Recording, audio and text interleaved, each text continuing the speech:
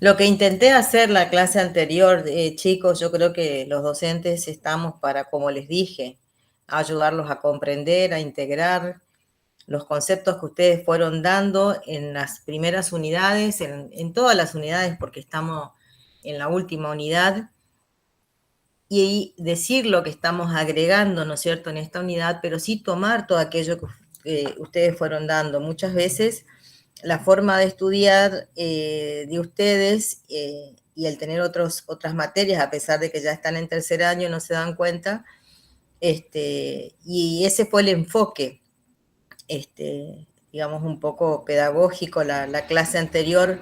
Por ahí a algunos le puede costar, pero en realidad les hice ver cosas que ustedes ya vieron y que de esa manera se les va preguntando. A veces se les pregunta en el oral y ustedes no se ubican. Y son temas que lo vieron en la unidad 1, lo vieron en la 2, lo vieron en la 10, y entonces ustedes tienen que relacionar e integrar esos conocimientos. Les digo porque a veces a algunos les resulta más difícil, en realidad lo que apuntamos es a que ustedes integren, yo en mi caso en particular, y a que razonen. Nunca haría salir mal a algún alumno porque no se acuerda un artículo de memoria, pero sí que no sepan contenidos esenciales, digamos, para esta materia y que solamente lo ven acá, ¿está? Bueno, así que quería aclararles nomás ese tema, que ese fue un poco el enfoque. Nosotros vimos esta unidad vinculada con las finanzas federales, teniendo en cuenta, partiendo básicamente de lo que dice la Constitución Nacional, primero pensando muy sencillamente, desarrollando, ¿no es cierto?, o preguntándonos si el concepto de federal significa, el concepto es el mismo para todos, digamos, para todos los países que en teoría son federales. No es así, pero nosotros sí tenemos y podemos responder claramente por qué somos un país federal. Primero porque lo dice nuestra Constitución y porque sí tiene un significado y un sentido y tenemos una historia en ese sentido. Nosotros sí podemos relacionarlo con la palabra descentralización, y después cuando entramos a analizar un poquito más, vemos, digamos, efectivamente si se da esa descentralización en materia tributaria, que en este caso es lo que afecta la potestad tributaria, ¿no es cierto? Y entonces allí está, por eso es que después desarrollamos, al ser un país federal donde tienen potestades tributarias, tanto la nación como las provincias, y algunas facultades son concurrentes, otras son exclusivas de las provincias, y algunos recursos, muy pocos, pero son exclusivos de nación. Bueno, eso genera, y al ser un sistema federal con facultades concurrentes, necesidades de coordinación financiera. Y es por eso que vimos los distintos métodos utilizados, que ya sería un punto que correspondería hoy, pero que ya lo comentamos. Lo comentamos la clase anterior, ya hablamos de los distintos métodos, pero en general lo que profundicé y traté de incorporar, de traerlo, digamos, de hacerle recordar a ustedes lo que ya han visto, tiene que ver con las ventajas y desventajas, teniendo en cuenta, ya sea en materia de gastos o en materia de recursos, teniendo en cuenta la descentralización.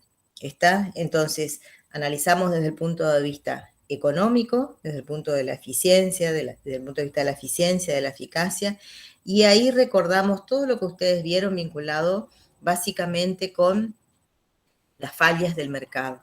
¿Está? Entonces, eso es un tema que ustedes ya lo dieron. Analizando eso podemos saber desde el punto de vista del gasto qué unidad jurisdiccional de gobierno sería más eficiente si se hace cargo de eso. Desde el punto de vista también, como lo vimos desde el punto de vista de la administración tributaria, desde el punto de vista de las funciones del Estado, ¿se acuerdan? También lo vieron en la unidad 1, vinculados con las funciones de estabilización, las funciones de distribución del ingreso, según el tipo de gasto de que se trate. Después, también vimos desde el punto de vista de los recursos, entonces ahí que se tiene en cuenta desde el punto de vista del costo de la administración tributaria. También se puede utilizar los recursos con el objetivo de la redistribución del ingreso, entonces ahí tener en cuenta si se trata de un recurso progresivo o no progresivo, de un tributo, está, pero todos esos temas, esos conceptos, ustedes ya lo fueron dando. Ahora lo que hicimos es aplicarlo, analizarlo teniendo en cuenta desde el punto de vista de si es más ventajoso, si es conveniente, si no es conveniente, que es lo que vemos desde el punto de vista económico.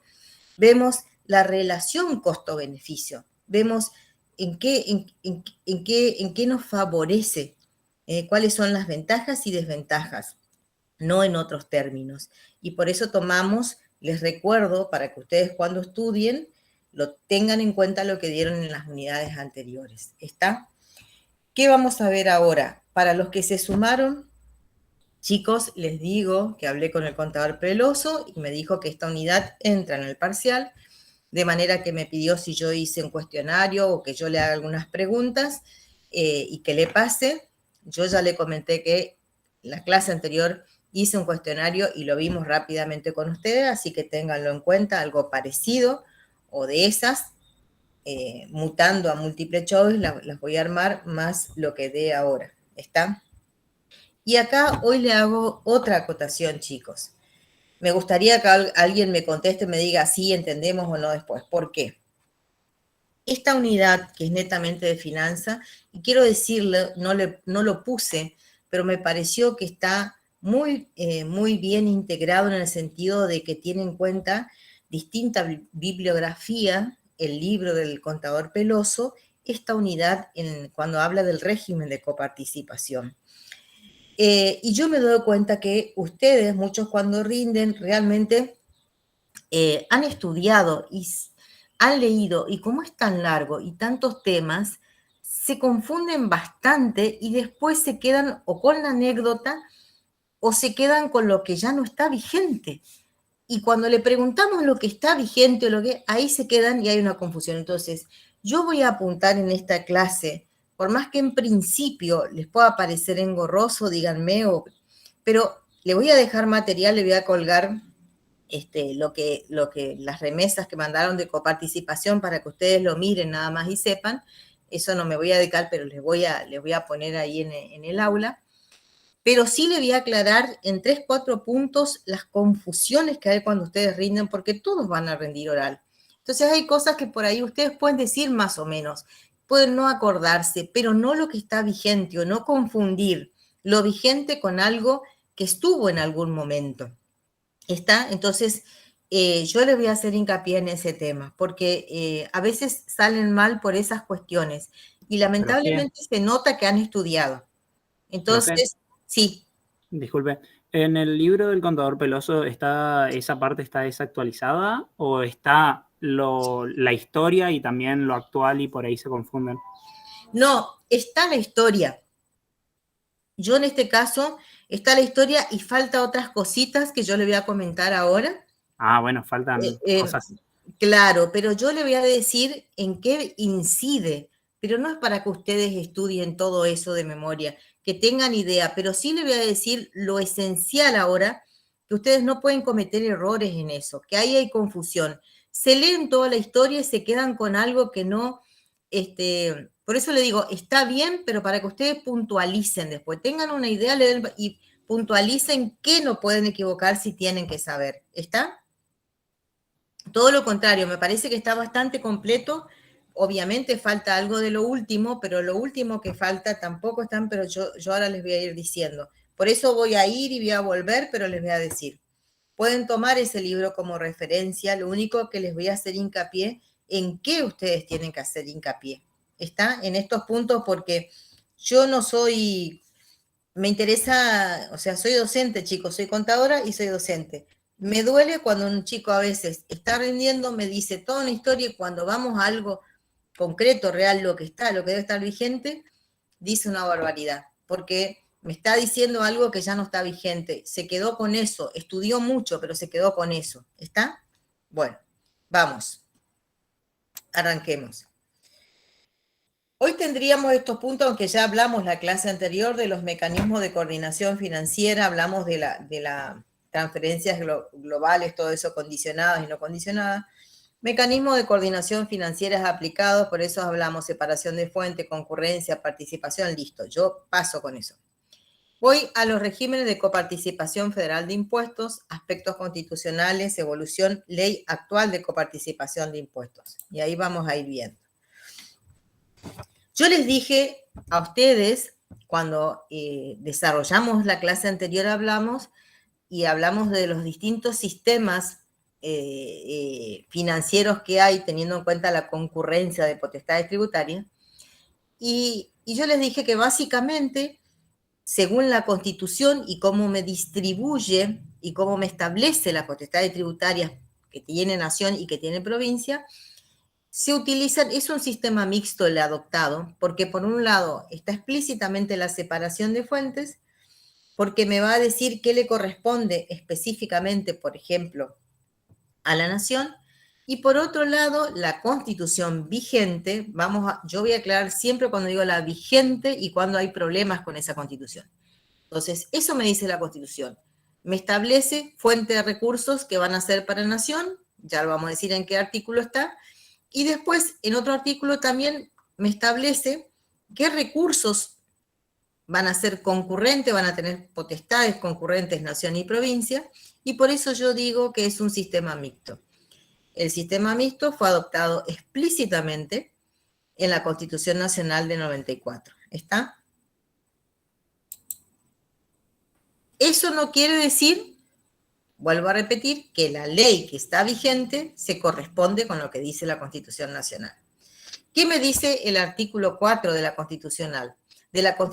Que el gobierno federal provea los gastos de la nación con los fondos del Tesoro Nacional formado del producto de derechos de importación y exportación, de la venta o locación de tierras de propiedad nacional, de la renta de correos, de las contribuciones que equitativa y proporcionalmente a la población imponga el Congreso General, y de los empréstitos y operaciones de crédito que decrete el mismo Congreso para urgencias de la nación o para empresas de utilidad nacional.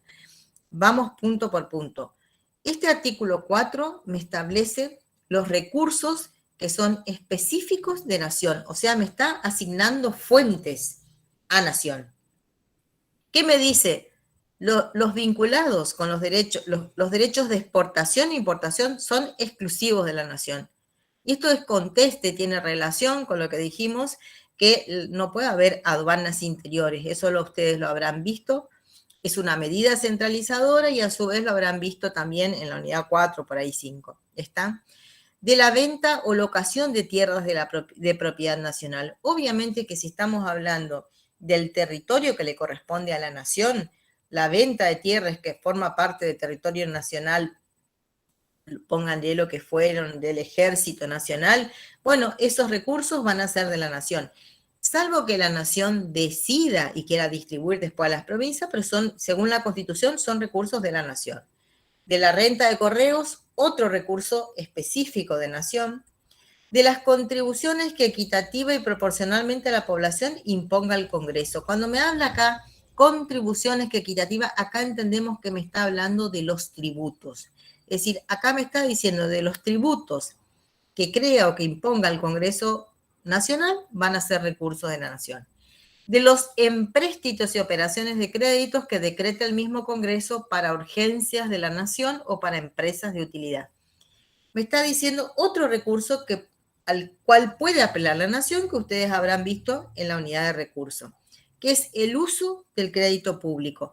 Pero ¿de dónde surge que el uso del crédito público es condicionado o prácticamente es lo que podemos llamar casi un recurso específico, de asignación específica? Porque está diciendo empréstitos y operaciones de crédito, me dice específicamente para qué cosas, para urgencias de la nación o para empresas de utilidad nacional. Es decir, o es para inversión o es para cuestiones de urgencia.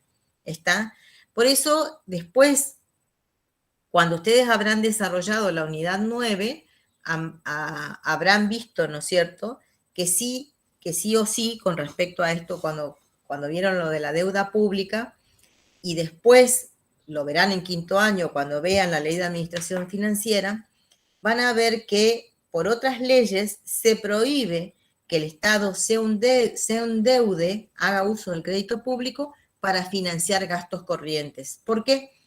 Porque acá la Constitución, ¿qué me está diciendo? Para empresas de utilidad nacional entendemos que es para inversión, no para cubrir gastos corrientes. ¿Me explico lo que quiero decir? Bueno, de acá quédense específicamente con que la renta de correos y fondos y los derechos de importación y exportación son exclusivos de la nación. ¿Qué me dice el artículo? Porque de acá surge el tema de la coparticipación. ¿Qué me dice el artículo 75, inciso 2? Que es el artículo que me establece cuáles son las atribuciones, del Congreso Nacional. ¿Qué me dice? Imponer contribuciones indirectas como facultad concurrente con las provincias. Es decir, la concurrencia está establecida ¿en qué? En la facultad, en las potestades tributarias, entre nación y provincias, está en el artículo 75, inciso 2. Esto es Constitución, chicos. Tienen que leer y estudiar de la Constitución este tema. Facultad concurrente con las provincias. Imponer contribuciones directas por tiempo determinado, proporcionalmente iguales en todo el territorio de la nación, siempre que la defensa, seguridad común y bien general del Estado lo exijan. Las contribuciones previstas en este inciso, con excepción de la parte o el total de las que tengan asignación específica, son coparticipables. Bueno, ¿qué me dice acá? Todo lo que está previsto acá en el artículo 75.2 me está diciendo, me distingue. La nación, ¿qué facultades tiene en cuanto a recursos? Tiene recursos asignados a manera de fuentes en el artículo 4, donde ahí sacamos derechos de importación e importación. Es decir, tributos a la importación y a la exportación, recursos de nación. Y eso no está acá en el artículo 75, inciso 2. Entonces, ¿entra o no en la coparticipación? No entra en la masa coparticipable. No entra porque está separado, está en el artículo 4 y es exclusivo de la nación. Entonces, algunos después lo meten a eso junto con el artículo 75 y no. Está en el artículo 4, es un recurso exclusivo de la nación y no tiene por qué entrar en la masa coparticipable. ¿Está? Facultad concurrente, que me dice, nación y provincias pueden establecer contribuciones indirectas, que me dice, o sea, tributos indirectos. Ustedes ya saben conceptualmente cuáles son los tributos indirectos. ¿Está? Eso es importante técnicamente. Y las contribuciones directas solamente pueden hacer uso la nación por tiempo determinado y en determinadas circunstancias. ¿Está? Es decir, por tiempo determinado, de manera excepcional, con lo cual entendemos que es una facultad exclusiva de las provincias. Y después me dice, todo lo que me está diciendo acá en el 75 tiene que coparticipar la nación. Es decir, tienen que distribuir entre la nación y las provincias. Las que son facultad concurrente y lo recauda la nación, y también las que los recauda de manera excepcional la nación. Excepto, es decir, no va a entrar en esa masa coparticipable, aquellos recursos, aquellos tributos, entendemos, aquellos tributos que tengan asignación específica. Esos no, ¿por qué? Pónganle monotributo, que digan la ley de monotributo, el 10% de lo que se recaude de este tributo va para financiar los gastos de seguridad social. Eso es una afectación específica. Es decir, es un recurso que parte de ese recurso en la misma ley se va a destinar dice o se destina para financiar otro gasto. ¿Está? ¿Me explico? Eso se saca de la coparticipación. Todavía no estamos hablando de la ley de coparticipación actual, sino estamos hablando de que en función de las facultades concurrentes y de tener distribución de fuente de recursos, eso me genera un problema de coordinación financiera. ¿Está? Como resultado, entonces, de la concurrencia entre nación y provincias en materia de impuestos indirectos y de la atribución conferida de manera excepcional a la nación para establecer impuestos directos, puede surgir el problema de superposición de impuestos y bueno, y es un problema que puede generar, digamos, la concurrencia de potestades tributarias en un sistema federal. Ello dio lugar, ya con la constitución anterior, la constitución de 1853, a los antecedentes. Existieron antecedentes, acuerdos, leyes, convenios, que firmaron y que forman parte del derecho intrafederal y que fueron firmando las provincias a manera de ir solucionando los inconvenientes y sobre todo fueron sumando tributos, digamos, para unificando y sumando tributos que después tenía que ir distribuyendo la nación. ¿Está? Y acá está lo que yo le digo, lo teórico, que yo voy a recalcar lo esencial. Estas leyes que están muy bien y que están puestas en el libro, que me parece perfecto, son los antecedentes, o la historia un poco, de los acuerdos y las leyes que surgieron, la primera de unificación de impuestos internos y cómo se coparticipó entre determinadas provincias, y las otras leyes, la 12.143 y 12.147, donde se incorporan otros impuestos que se empiezan a distribuir, y así sucesivamente, que son leyes que se dictaron antes de 1960 y que se estuvieron aplicando, la 12.956, en las cuales iban sumando tributos, iban sacando, derogaban otros, o iban ampliando nuevamente a provincias que se sumaban, es decir, son los antecedentes. Ahora, la ley que tuvo una característica particular, porque no obedeció básicamente, porque adoptó criterios, algunos criterios o criterios objetivos, como podemos decir, de distribución o de reparto. La primera ley que adoptó ese formato fue la ley 2221 del año 73. Entonces, y acá a veces está el error. Primero está toda la historia, ¿no es cierto?, que dicen anteriores, donde todavía no fue abarcativo de todos los tributos, tenía que ver con un proceso político, histórico del país, de las necesidades de recaudación, de las necesidades de desarrollo del país. Pero la ley 20.2021 fue una ley donde adoptó criterios para poder repartir.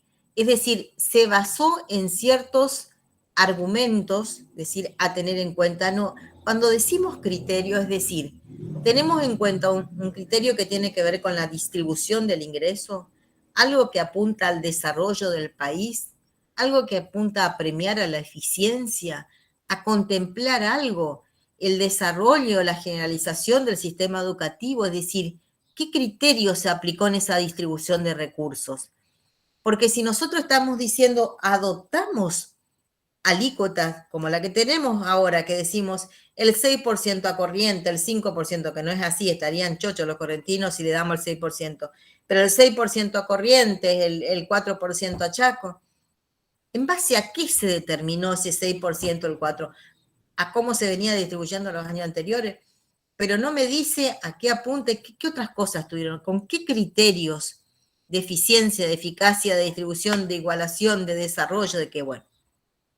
Esta fue la primera, más completa, la ley 2221, que adoptó criterios de reparto, se formaron coeficientes basándose, primero, tenía en cuenta aspectos de las provincias socioeconómicos y se apuntó a un desarrollo. Entonces, el 65% en función al tamaño de la población. Estos eran los criterios que se tenían en cuenta, es decir, a la cantidad de la población. El 25% teniendo en cuenta la brecha de desarrollo, pero ahí se tenían en cuenta otros parámetros.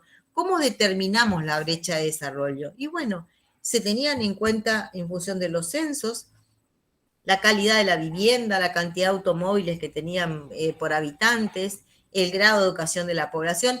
Con esos guarismos se tenía en cuenta la brecha de desarrollo. Un 10% teniendo en cuenta la dispersión de la población, es decir, la densidad geográfica, porque ¿a qué apuntamos? No es lo mismo las provincias del sur, piensen ustedes hace 50 años, que otras provincias o el centro del país que siempre concentraron la población. ¿Qué pasó con esta ley? Esta ley se implementó unos años, después con la irrupción del proceso con la dictadura, hubo modificaciones sumamente importantes que le quitaron toda la esencia, digamos, de la ley. Esta ley no está vigente, no está más vigente, pero fue una ley que a veces se comenta y a ustedes les queda claro porque se tuvo en cuenta criterios para poder distribuir los recursos entre la nación y las provincias. ¿Está? Ahora vamos a la ley 23.548. ¿De cuándo data la ley 23.548? Voy a ser sintética ahí. De 1988. Hay un vacío ahí. Pero, ¿qué es lo que me importa acá destacar de esto? Vamos a hablar de la ley que está vigente ahora, que se está aplicando, con modificaciones que fueron las que incidieron, digamos, y que tiene que ver con impuestos que se fueron creando con afectación específica, acuerdos, pactos que se han firmado, que ahora vamos a comentar los últimos, pero yo acá lo que voy a resaltar son los artículos de la ley, chicos, de la ley, no es que tienen que ir a leer un capítulo de nada, de la ley, que ustedes no pueden no saber. ¿Qué es lo que me dice el primero que la ley de coparticipación, incluso lo que estábamos hablando anteriormente, todos se basaron, y esta también es una ley convenio, digamos. Es decir, ustedes saben que con la Constitución del 94 es muy importante, incluso también allí se constitucionaliza este procedimiento que se dicta una ley, la nación, acuerdan las provincias, pero después cada provincia la tiene que ratificar con su parlamento, con su Cámara de Diputados. Entonces, las leyes de coparticipación, el protocolo en la que se aplica la metodología, tiene una metodología particular y no es una ley nomás que se dicta en Nación, donde están nuestros representantes, los senadores, y con eso todas las provincias tienen, no, es una ley que además a la cual tienen que adherir las provincias a través de su legislatura. ¿Qué me dice el artículo 9 de la ley 23.548? Que la adhesión de cada provincia se efectuará mediante una ley que disponga que tiene que expresamente ratificar por una ley las provincias que adherían, que todas están adheridas, que acepta el régimen de esta ley sin limitaciones ni reservas, y que se obliga a no aplicar por sí y a los organismos administrativos y municipales de su jurisdicción, sean o no autárquicos, que no apliquen gravámenes locales análogos a los nacionales distribuidos por esta ley. Es decir, las provincias se obligan a no hacer uso de sus facultades tributarias y además obligan ¿a quién? A los municipios que la integran. Los municipios que pertenecen a su jurisdicción tampoco pueden crear gravámenes análogos a los coparticipados. ¿Está? Artículo esencial. ¿Qué me dice el artículo 2? El artículo 2 y el que sigue es de allí, de la interpretación de estos artículos, pero taxativamente lo tienen que tener en cuenta lo que dice, es que nosotros decimos que el sistema de coparticipación es un sistema que está vigente, es un sistema de distribución de lo que recauda Nación, donde tiene dos etapas, dos sistemas, el sistema de distribución primario y el sistema de distribución secundario. Primario es considerar primero de esa masa que integra la coparticipación y que se tiene que distribuir, primero el artículo 2 me dice cómo se conforma esa masa coparticipable. Y el artículo siguiente me va a decir cómo distribuyo entre la nación y las provincias y después cómo distribuyo entre las provincias entre sí. Por eso hablamos de distribución primaria y distribución secundaria.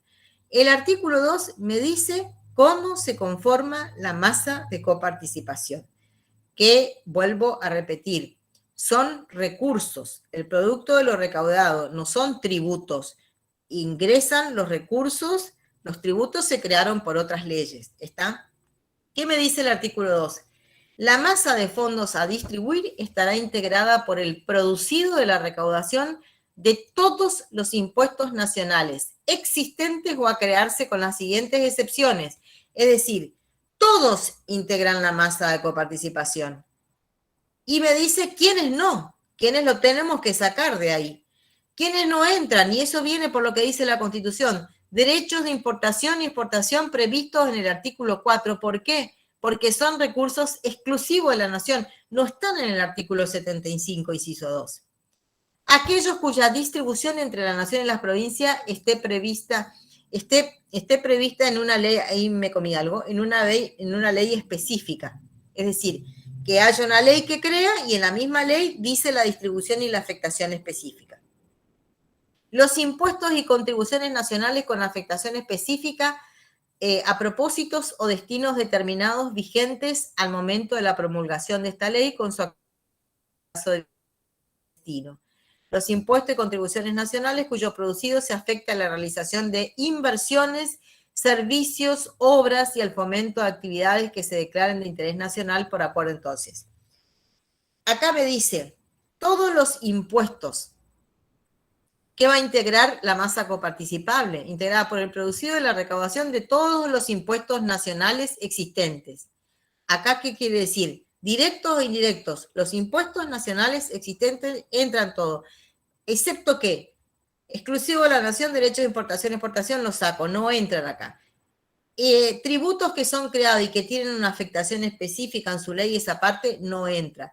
Impuestos y contribuciones, todo lo en general que tengan afectación específica no entran. Si hay impuestos que están vinculados con inversiones, que también sería una afectación específica, no entra. Sencillo, son tres cosas. Entran todos los tributos que recauda la nación, con excepción derechos de importación y exportación, y los que tengan afectación específica. Esos no entran. ¿Qué me dice el artículo 3? El artículo 3 me dice, específicamente contempla lo que nosotros decíamos, la distribución primaria y la distribución secundaria. Es leer este artículo, estudiar, no es otra cosa. Es decir, ¿cuánto le va a corresponder a la nación? ¿Cuánto le corresponde al conjunto de provincias? 42,34% le corresponde a la nación, de eso que se va a distribuir de lo que recauda la nación. El 54,66% va para el conjunto de provincias, el 2% en forma automática para el recupero a nivel relativo de las siguientes provincias, que está Chubut, Buenos Aires, Neuquén, Santa Cruz, eso. ¿Está? Ustedes lo leen en la ley. El artículo 4, ¿qué es lo que me va a establecer? Acá está la gran diferencia. Me va a establecer las alícuotas. Me dice la distribución del monto, cómo vamos a distribuir entre el conjunto de provincias. ¿Qué importe? El 54,66% pasa a ser un 100%. ¿Y eso cómo lo distribuyo? Chaco, Buenos Aires, Corrientes. ¿Qué me dice acá? Chaco 5,18, Salta 3,90. ¿Qué son esos? Porcentajes. ¿Qué es lo que se tuvo en cuenta acá, chicos? Básicamente lo que se tuvo en cuenta, tuvo unos años que hubo que no se estaba aplicando una ley en particular cuando se salió la 23.548, pero se tomaron como base las transferencias que ya estaban haciendo la nación a las provincias, y también hay que tener en cuenta, porque es así, la ley de coparticipación es una ley netamente política, chicos, netamente política, y eso no es una mala palabra. Cuando digo política es que se tiene en cuenta y discusión por algún motivo, todavía no terminamos cerrando este tema, pero es una ley netamente política porque tiene que ver con la composición también de la Cámara, la Cámara de Senadores, de la Cámara de Diputados, de la composición de las provincias, es decir, de hecho ninguna provincia va a aceptar recibir menos recursos de lo que está recibiendo. Entonces siempre se va a poder discutir o por más, digamos, por diferencias a favor y no por disminuir lo que está recibiendo las provincias. Pero obviamente que en los porcentajes que terminaron cerrando en esta ley incidió, y seguramente con toda seguridad, incidió la conformación política de la Cámara en ese momento. Es decir, se tenían en cuenta cuánto venían distribuyendo, transfiriendo, y a su vez los pesos relativos políticos de ese entonces. Pero acá quiero pararme y hacer la diferencia. Esto es muy diferente a la ley 2221, que no está vigente. Esa sí aplicaba criterios de reparto. Es decir, tenía en cuenta la cantidad de la población, apuntaba, tenía en cuenta algún nivel de desarrollo. Esto es porcentajes. Acá no hay criterios. En ningún artículo de la ley me dice qué criterios se aplicaron para determinar estas alícuotas. ¿Me explico? Y esto es lo que está vigente. ¿Qué me dice el artículo 7? Es otro artículo muy importante. ¿Por qué? Porque el artículo 7 me dice que el monto a distribuir a las provincias no podrá ser inferior al 34% de la recaudación de los recursos tributarios nacionales de la administración central, tengan o no el carácter de distribuibles por esta ley. ¿Acá qué me está poniendo? Me está poniendo un piso, me dice, y reconociendo, porque si bien tenemos un artículo que me dice cuánto debo distribuir, que le puse acá entre el conjunto de las provincias, 54,66 tengo que distribuir a las provincias, pero fíjense que acá me dice, el monto a distribuir no puede ser inferior al 34%. ¿Pero de qué? Allá estamos hablando de la masa coparticipable. Acá me dice de la recaudación de los recursos tributarios nacionales de la administración. Es decir, de todo lo que recaude nación, tengan o no el carácter de coparticipable. Entonces me está estableciendo otro piso. ¿Por qué? ¿Por qué la ley me está estableciendo otro piso? Porque entendemos que con el transcurso del tiempo se fueron creando y aplicando leyes tributarias en las cuales se incorporaban las afectaciones de esos recursos a determinados gastos. Y una forma de sacar recursos de la masa coparticipable es afectándolo a un gasto. Una vez que se lo afecta, ya se lo saca y no se distribuye a la provincia. Lo que no se distribuye a la provincia a modo de coparticipación le quita libertad a las provincias para definir su programa de gobierno. Porque cuando estamos frente a un gasto que tiene una asignación específica, el gasto está definido. La provincia después lo tendrá que ejecutar, pero el gasto está definido. Lo que tendría que tener libertad como para su programa de gobierno, esté el gobierno que esté, tiene que ver con los recursos propios, los que recaude su administración tributaria, y los que provengan de la coparticipación, que también son recursos que le pertenecen. En la medida que nosotros socavamos esa base, estamos distribuyendo menos a la nación en términos de coparticipación y quitándoles poder de decisión, teniendo en cuenta que cada provincia, cada gobierno, cada gestión tiene facultad para determinar su programa de gobierno. ¿Me explico? Entonces, en este 34% hay que tener en cuenta que es otro tope, un piso que me está poniendo. Independientemente de la masa coparticipable, me dicen, independientemente de eso, no le pueden transferir menos del 34% de todo lo que recauda la nación. Pero eso está precisamente porque se admite que puedan crearse recursos y afectarse esos recursos a otros gastos, con lo cual se lima lo que se le termina, se socava la base coparticipable, ¿está? ¿Y qué me dice el artículo 8? Que es otro artículo importante, que me dice que la nación que se aplicó, de la parte que le corresponde conforme a esta ley, entregará a la Municipalidad de la Ciudad de Buenos Aires y al Territorio Nacional de Tierra del Fuego una participación compatible con los niveles históricos, la que no podrá ser inferior en términos constantes a la suma transferida en 1987. no se olviden que este es 1988 se creó esta ley, lo que tuvieron en cuenta es las transferencias que se realizaron el año anterior. De manera que lo que la Tierra del Fuego con posterioridad fue creada, era territorio nacional cuando se creó esta ley, ahora es provincia. Entonces, cuando se provincializó, tuvo que salir los recursos de lo que le correspondía a Nación, lo mismo para el caso de la Ciudad de Buenos Aires, para asignarle de coparticipación tanto a la ciudad como a Tierra del Fuego. El artículo 9, que es el otro artículo, y acá terminamos con lo sí o sí que ustedes tienen que saber de la ley, sabiendo de la ley lo saben, o sea, no es necesario leer otras cosas.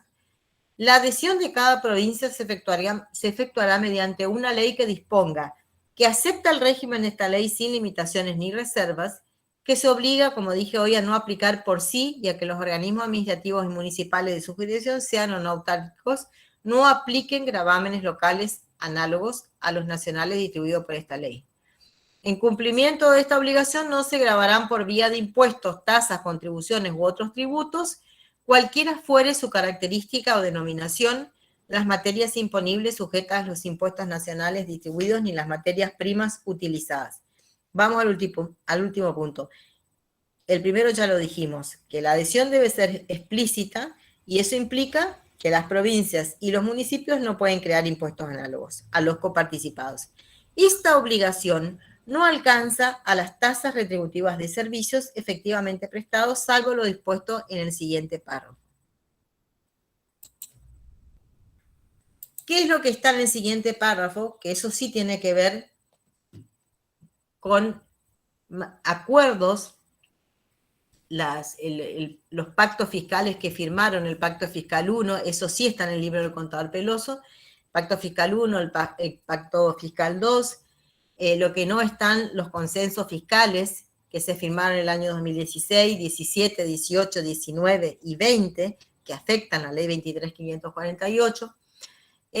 Yo voy a explicar qué es lo que esencialmente afecta, tiene que ver con este artículo en particular, porque el artículo 9, ¿qué es lo que me dice? Por un lado me dice, no pueden crear impuestos análogos, pero me admite que se puedan crear tasas, ¿por qué? Porque ustedes ya vieron, cuando vieron esa unidad de los recursos, habrán visto que las tasas tienen naturaleza tributaria, es decir, tienen que ser creadas por una ley, o sea, rige el principio de legalidad, pero está presente un principio distributivo que es el principio del beneficio, es decir, el Estado debe brindar un servicio que el contribuyente lo debe recibir. Ese servicio debe estar disponible, debe ser efectivo, ¿está? Entonces, por eso es que las tasas retributivas se admiten, es decir, en la medida que haya necesidad de la creación de un servicio, es viable y se acepte que se cree una tasa para financiar ese servicio. Lo que dice después el artículo 9, que no le puse, ustedes lo van a dar el año que viene seguramente, cuando den impuesto a los ingresos brutos, que sí me dice qué impuestos, cuáles son las características y los requisitos de los impuestos provinciales que admite la ley 23.548. Y ahí me establece las características mínimas que puede tener el impuesto a los ingresos brutos, el impuesto de sellos, el impuesto automotor, está en lo que sigue del artículo 9. Es decir, el artículo 9 me establece las características esenciales que puede tener el impuesto a los ingresos brutos, que hasta ahora ustedes no lo vieron ni tampoco lo vamos a ver acá porque no tiene sentido, pero tiene que ver con las leyes de consenso que estuve diciendo. Eso sí me admite porque son impuestos provinciales y que son impuestos que tienen otra base tributaria, que ya eran anteriores a la ley de coparticipación, las provincias lo tenían, y que se admite que tengan, pero con determinadas características. Y también allí está previsto el tema de la ley convenio, y está previsto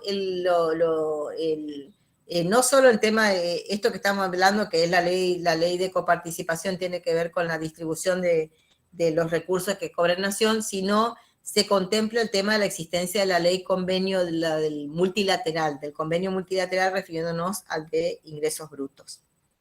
¿Me siguen hasta ahí? Bueno. Y el artículo 10, que el otro sumamente importante que ustedes no pueden dejar de leer, es quién sería el órgano acá por excelencia que me establece, que me habilita, que me crea la ley 23.548, que es la Comisión Federal de Impuestos.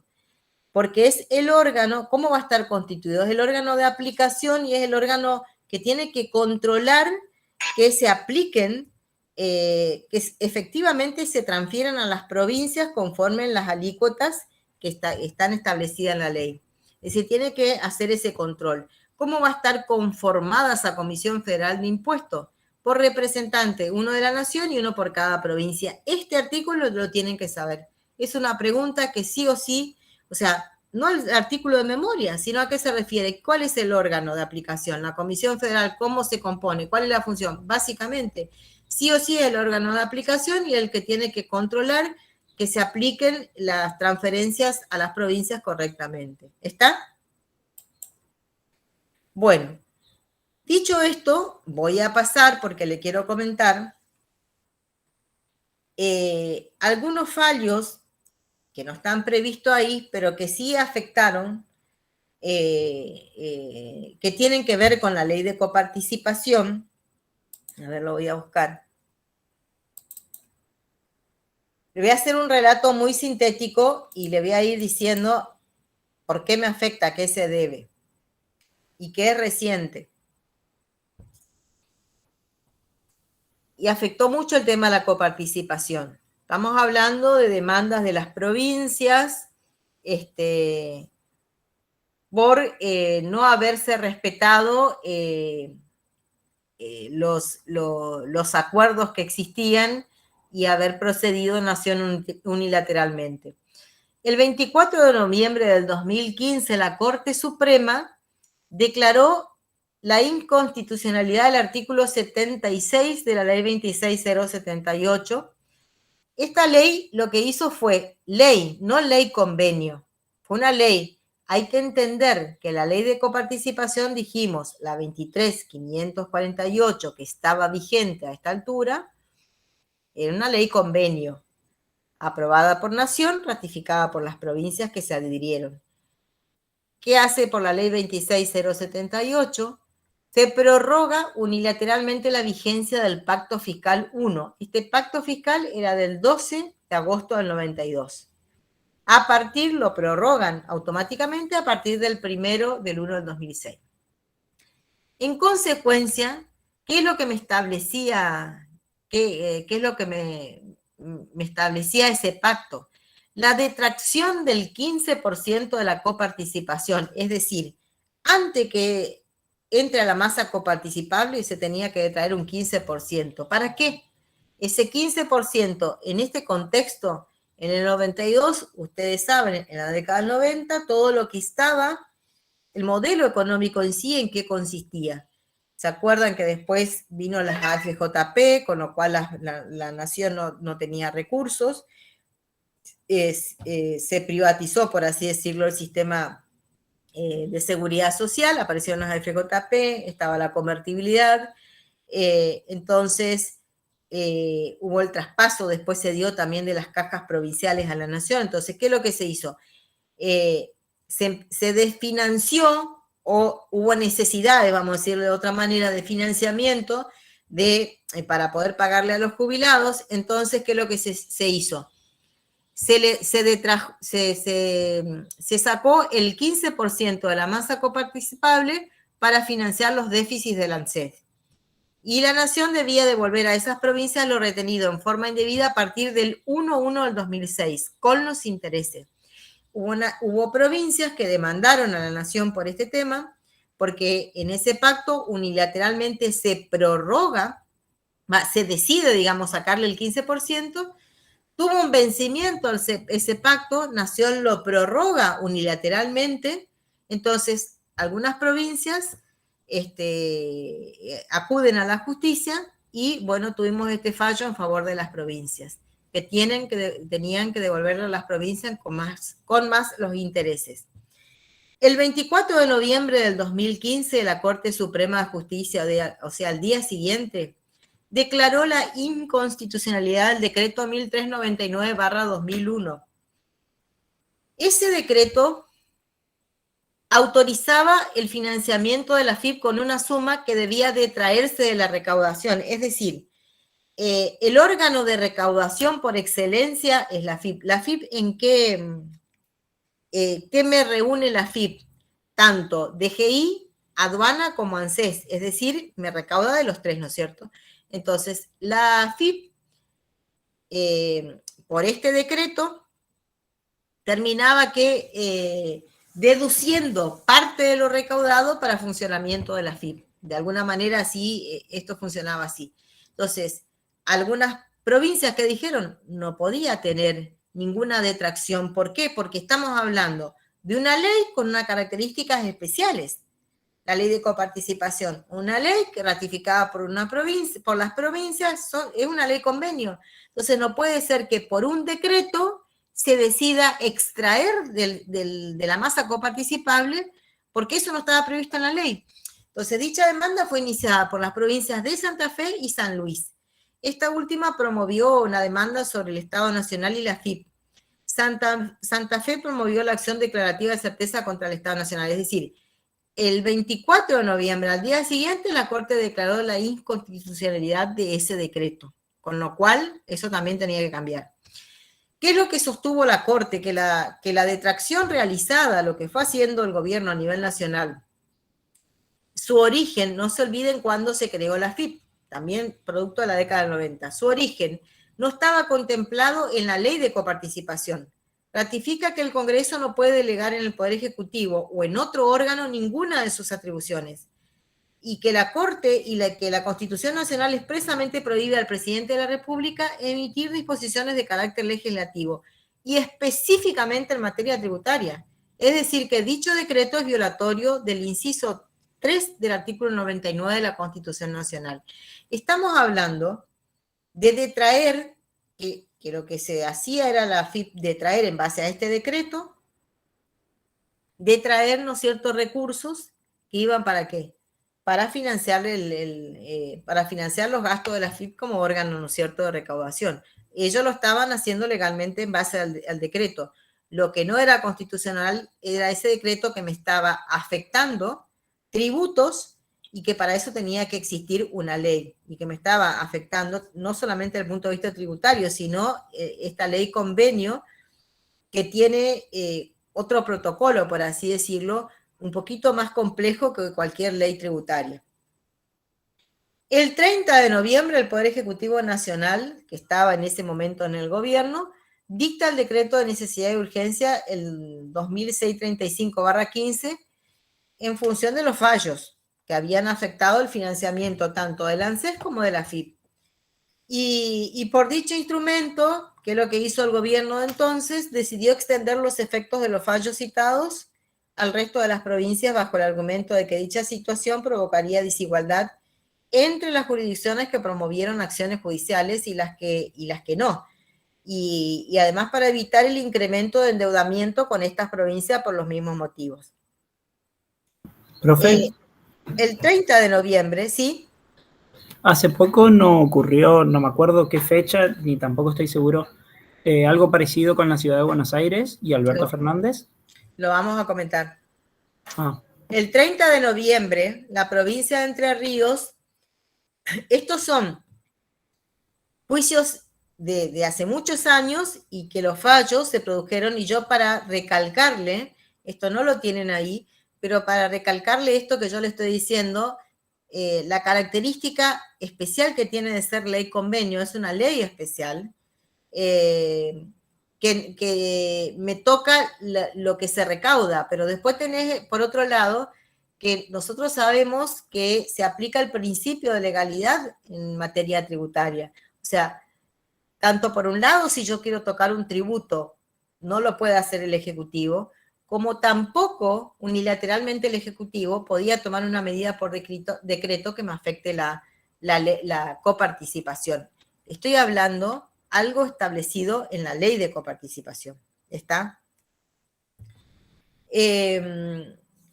El 30 de noviembre la provincia de Entre Ríos denuncia al Pacto Fiscal 1 y solicita el cese de retención del 15% de la masa coparticipable. Es decir, ¿qué hace otra provincia? Frente al fallo de la Corte que declara inconstitucional, también se presenta denunciando el Pacto Fiscal 1, porque esto le estaban reteniendo también a otras provincias, Entre Ríos.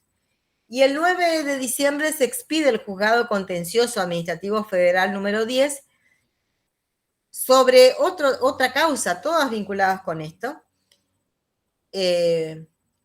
sobre la medida cautelar solicitada por algunos jubilados ordenando al Poder Ejecutivo que suspendan la ejecución del decreto de necesidad y urgencia. Es decir, ¿cuál era el decreto de necesidad de urgencia? El 2635, el que le dije anteriormente, que terminaba, que era para financiar el ANSES y el AFIP. Entonces, ¿qué pasa acá? Acá se presentan los jubilados, dicen, bueno, si tienen en cuenta esto y la nación le tiene que devolver ese 15% a las provincias, se va a desfinanciar el ANSES. Entonces se presentan ellos también en contra del decreto que reconoce a las provincias que le tienen que devolver el 15%.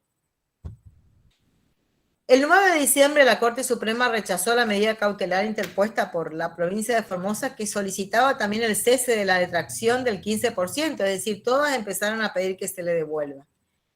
El 11 de enero ya había otro gobierno en el país. El 11 de enero del 2016, el gobierno que estaba entonces dictó un decreto, deroga el decreto 2635/15, que es el decreto donde el gobierno saliente anterior extiende el beneficio a todas las provincias, y se fundamenta en que dicho decreto vulnera el artículo 99 de la Constitución Nacional, que prohíbe dictar decretos de necesidad y urgencia en materia tributaria. Basando en eso, lo deroga.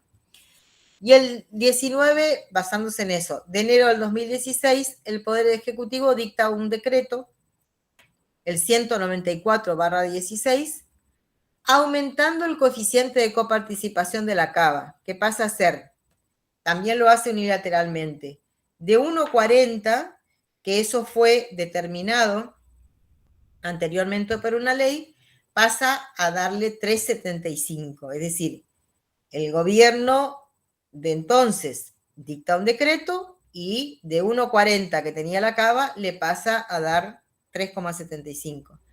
Y se fundamenta en el artículo 8 de la ley 23.548. En la Constitución, el que leí hoy, que decía que para darle tanto a la ciudad como en el caso del territorio nacional, ¿se acuerda que era Tierra del Fuego? Lo tenía que sacar ¿de dónde? Del monto que le correspondía a la nación. Pero ¿qué es lo que decía ahí? Que tenía que tener en cuenta lo que le estaban transfiriendo cuando el año anterior a la ley de coparticipación, a la 1988, que fue en el 1987. ¿Está? Entonces, amparándose en esto, porque se ampara, no digo que está bien ni que está mal, entenderán si están mal por lo que le acabo de decir, pero le pasa de 1,40 a 3,75 a la CABA. Y le estableció la transferencia de una suma fija de 150 también por decreto. Establece el gobierno autónomo en decreto 692 del 2002 la transferencia de una suma fija de 157 millones. El porcentaje de 1,40 se estableció por decreto. El decreto fue el 705 del 2003 con vigencia a partir del 1 de enero del 2003. Eso se estableció en el 2003 y después en el 2016 de 1,40 se pasó al 3,75. También por decreto, pero antes ya se había establecido por decreto. El incremento. El 24 de febrero del 2016, el Poder Ejecutivo Nacional dicta el decreto 399/16, donde fundamenta el incremento de la coparticipación en la CABA. Es decir, primero el aumento, después saca un decreto donde le fundamenta el aumento y transfiere la Policía Federal.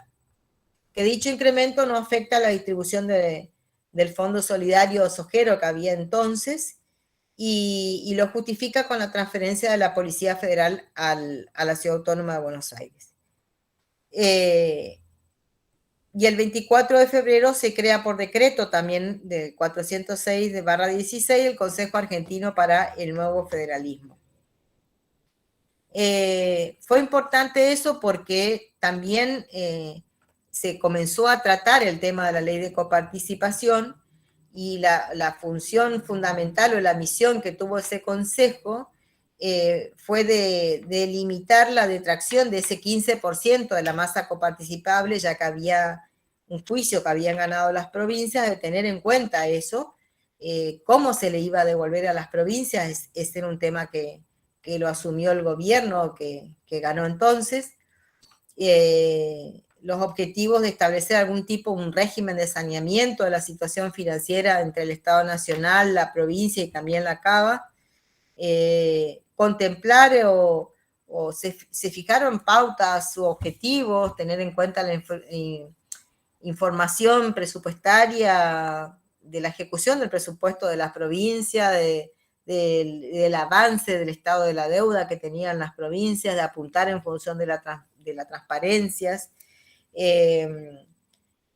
A su vez, si ustedes piensan, cuando yo digo que de la nación se obligaba, fue del monto que le correspondía a la nación, se incrementó la parte de coparticipación que iba para la CABA, pero no se olviden que del monto de nación es donde salen las transferencias que van hacia las provincias para educación o para salud pública, sobre todo para obras de inversión.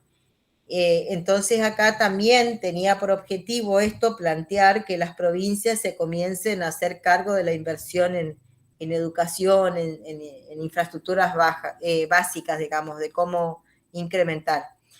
Y en mayo del 2016 se suscribió un acuerdo entre Nación y Provincia y la CABA que dispuso la eliminación gradual de esa retención del 15% que le iban sacando, digamos, al conjunto de provincias con destino al ANSES, cosa de finalizar en el 2020, y esa devolución comenzarla a hacer ya a partir de ese mismo año. Es decir, a raíz de ese fallo, donde reconoció la inconstitucionalidad de que estaba mal que se detraiga ese 15% a las provincias, porque ya había finalizado el acuerdo, el pacto que habían firmado las provincias tenía un término, de manera unilateral no lo podía hacer el gobierno.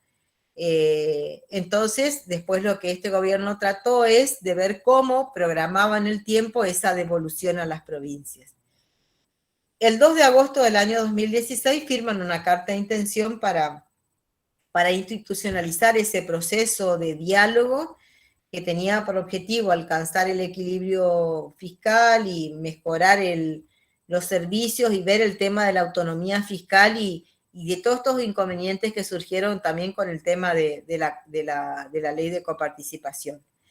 Esto le quería comentar porque sí me fue incidiendo para que ustedes, yo explicarme un poquito más de esto de la importancia. A veces uno lo dice rápido, ley, convenio, pero lo pudimos ver en estos fallos que se efectivizó eso que nosotros decíamos siempre, y además el efecto que tiene, digamos, y el efecto que tuvo en su momento implicó a su vez un incremento de coparticipación para las provincias. El otro tema vinculado con eso, acá terminamos ese reconto diciéndoles que se pusieron de acuerdo y después firmaron un consenso fiscal en el 2017. Fue interesante ese consenso fiscal. Yo les voy a pasar, a ver si lo miro, el del 2017. Tocaron diversos puntos, solamente voy a comentar la parte dispositiva, digamos.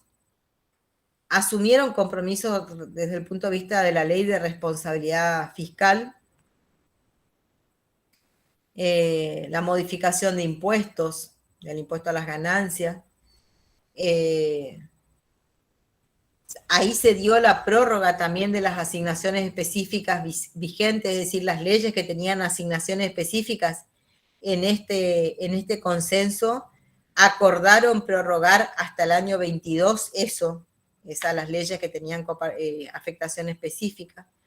Sobre la ley de combustibles también, porque eso tiene toda una distribución, también tiene el impuesto específico y es todo un tema, digamos, de cómo se distribuye.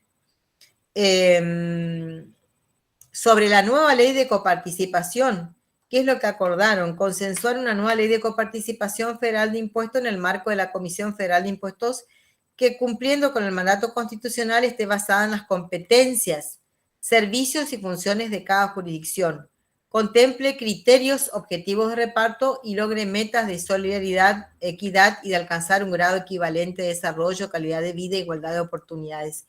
Eso me dice la Constitución del 94. Entonces, acá también firman el acuerdo, o sea, en el consenso se ponen de acuerdo a trabajar sobre eso. Y otra parte fundamental que formó parte de este consenso es que las provincias asumen en el punto 3, a ver, está sobre las cajas previsionales provinciales no transferidas, que se establecen los montos que le van a pasar, pero voy a buscar compromisos asumidos por la provincia y la CABA, el ítem 3 del Consenso Fiscal 2017. Acá, básicamente, lo que se ponen de acuerdo es de cómo ir reduciendo las alícuotas o eliminando impuestos distorsivos. Chicos, todas las leyes, los pactos que se firmaron, los acuerdos siempre vinculados con la coparticipación, tuvieron básicamente siempre dos objetivos, no más que eso. Siempre buscaron dos cuestiones que tienen que ver tres objetivos. Uno, tratar de ponerle algún tipo de coto o de que asuman las provincias responsabilidad en materia de gasto, es decir, poner un límite respecto a los gastos provinciales, de que asuman compromiso respecto de esto. Poner un coto, un límite al endeudamiento provincial. Ese es el segundo tan importante y que deriva de ese primero. Y el tercero tiene que ver con el objetivo de desarrollo, con eliminar o disminuir los efectos adversos de los impuestos distorsivos provinciales. Por excelencia, el impuesto distorsivo que tenemos todas las provincias, en el cual basamos nuestro sistema rentístico, es el impuesto a los ingresos brutos. Entonces, en este consenso, básicamente, además que se propusieron cosas, eso lo que yo le estoy diciendo exclusivamente de la ley de coparticipación, pero como la ley de coparticipación me toca, como yo le dije en el artículo 9, las características básicas y que se admite que las provincias tengan el impuesto a los ingresos brutos, la renta, patente y todo eso, impuesto inmobiliario, está previsto que se aceptó eso. Acá, ¿qué es lo que me dice este consenso? Dice, en el ítem 3, respecto a los ingresos brutos, se proponen eliminar inmediatamente los tratamientos diferenciales basados en el lugar de radicación o la ubicación del establecimiento del contribuyente o el lugar de producción. Desgravar inmediatamente los ingresos provenientes de las actividades de exportación de bienes, excepto las vinculadas con actividades mineras o hidrocarburíferas. Desgravar los ingresos provenientes de prestaciones de servicios, cuya utilización o explotación efectiva se lleva a cabo en el exterior del país. Establecer exenciones y aplicar alícuotas del impuesto no superiores a las que para cada actividad y periodo se detallen en el anexo. ¿Qué se puso en el anexo? En realidad, la tendencia que me estaban diciendo estatal de eliminar los efectos distorsivos de este impuesto, de manera ya sea de disminuir la alícuota que se estaba aplicando tendiendo a cero, y en algunos casos donde no era tan nocivo, la posibilidad de subir. Lo mismo respecto del impuesto inmobiliario. La idea era unificar las bases imponibles, las valuaciones fiscales, adoptar un mismo cálculo. Ustedes ya lo van a ver que cada provincia, por el impuesto inmobiliario rural, cada municipio tiene su catastro y tienen cómo determinar la base imponible. ¿Está? Entonces, acá de lo que se trata es que se acordaron de unificar o determinar un criterio para evaluar los inmuebles, el mismo procedimiento, la misma metodología para hacer uniformes a nivel país. Y que las alícuotas tendrían que estar entre un rango, el que grava el impuesto inmobiliario, entre el 0,5 y el 2% del valor fiscal. Respecto al impuesto de sellos, algo parecido. Y eliminar en el caso de tributos sobre la nómina salarial. Ustedes saben que nosotros, la provincia de Chaco, somos creo que somos la única provincia todavía. No sé si hay otra más, pero 2 o 3 nomás éramos hasta hace poco. No quiero decir algo erróneo, pero sí, o somos la única o integramos un trío, pero de que somos la única que aplicamos el Fondo de Salud Pública, que va sobre la masa, sobre los salarios. Entonces, nosotros estábamos ahí. Fíjense, yo le comento lo que estaba establecido en el anexo como idea. En el anexo estaba establecido el comportamiento de las alícuotas del impuesto a los ingresos brutos de algunas actividades que estaban establecidas que tenían que disminuir hasta llegar a ser exenta en el 2022. Por ejemplo, agricultura, ganadería y pesca, estoy hablando siempre del impuesto a los ingresos brutos, una tasa del 1,50 en el 2018, en el 2019 0,75, en el 20 ya tenía que empezar exento. Lo que era explotación de minas y cantero, el mismo, para el 2020 tenía que estar exento. Industria manufacturera, 2% en el 2018, 2019, 1,50, el 2020, 1%, hasta estar en el 2022 exento. Se trataba de ir disminuyendo todas estas alícuotas. Estoy hablando del impuesto a los ingresos brutos. Comercio mayorista y minorista era la que estaba sin máximo. Esa estaba liberada. Incluso estaba prevista que tengamos una tasa del 5% de ingresos brutos, pensando que todo el resto se bajaba. Es decir, lo que es agricultura, disminuir, y la tasa de comercio mayorista, minorista, de lo que es el comercio, la tasa general, que ustedes ya lo van a ver de ingresos brutos, prevista sin máximo en el 2018 y después una tasa del 5%. Fíjense que hoy nosotros tenemos una tasa general del 3,5%. Es una tasa altísima y para lo malo que este impuesto, que es pernicioso. Bueno, la idea de esto que le estoy diciendo, porque lo que se tocó tiene que ver con lo que estaba en la ley de coparticipación, tenía que ver en este caso con disminuir las alícuotas o apuntar a la exención de determinadas actividades, y eso asumieron las provincias en el 2017. ¿Qué pasó en el 2018? Eso fue en el 2017. Vamos, si quieren, más cercano, pero vamos en el 2019.